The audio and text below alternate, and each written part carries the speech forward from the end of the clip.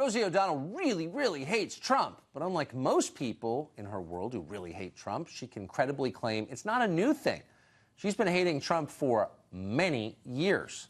But she's no closer to winning that debate. Yesterday on MSNBC, Rosie showed she still has not recovered from the 2016 election. Here's part of it.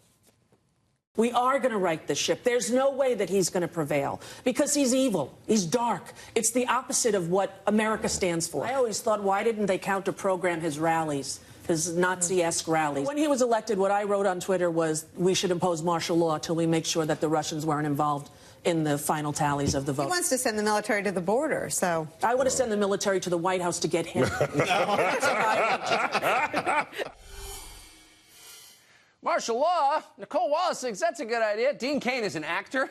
Joins us tonight. You know, Dean, you've been here all your life. Obviously, you're a famous actor. If I were running the Hollywood Chamber of Commerce, I would call Rosie O'Donnell and say, pull back a little. Martial law, really? You're embarrassing us. Yeah, well, I mean, that thing was a joke she said about sending the military over to get him out of the White House. Yeah. It was a joke, a thinly veiled joke. But when she did say, you know, she tweeted martial law, you know, impose martial law until we're sure the Russians had nothing to do, that was insane. I mean, that's a coup. Well, that's it is insane. It's crazy. So but don't other people in her world say, look, Rosie, I get it, you don't like Trump, you're a liberal, okay, fine.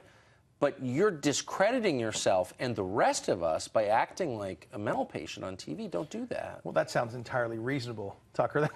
Why would something like that happen? No, I guess that's right. Completely reasonable. No, you know, I know Rosie. I knew her back on our show back in the day, and we were very friendly and wonderful. I don't know that she would talk to me now, but I disagree with her. Yeah. And I would be happy to sit across from her and say, I disagree. And even on that show, all they did was laugh, and they're all on the same side. Why didn't anybody offer a dissenting opinion and say, well, that doesn't make any sense? Why didn't Nicole Wallace say, really, martial law? I mean, because it seems a little, I mean, like, you know. So how often do you hear stuff like that here at dinner? Monday through Sunday. Monday through Sunday. Occasionally, I just won't go to dinner, so I'll miss it that night. So it's ubiquitous. It's constant. And on every film set, I hear it all the time. But here's the funny thing. I'll hear it from some of the actors, but then we'll go through and we're shooting something, and, you know, the grip will give me a little bump and be like, hey, I'm with you. I know. So that's such an interesting point, and I've noticed this exact thing. How different are the political views of the crews, the sometimes unionized wage-earning crews, from those of the celebrities working on the set? I would say they're diametrically opposed.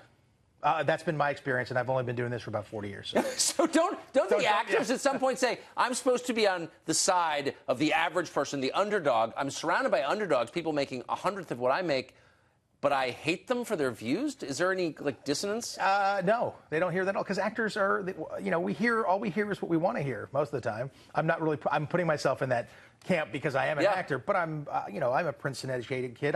I travel the world. I do things that I think have some substance in them. I talk to world leaders. I'm in bad places. But a lot of these people, you're coddled as an actor. So, and you're told, oh, you're so great all the time that people start to believe it, and they start to believe that their opinion means more than the guy who's, clapping the I mean, if you're making $10 million a year and denouncing your cameraman as immoral, maybe you would get some self-awareness there. Or at least, out of focus. Yeah, exactly. Out of focus. Dean Cain, great to see you. Tucker, always a pleasure, sir.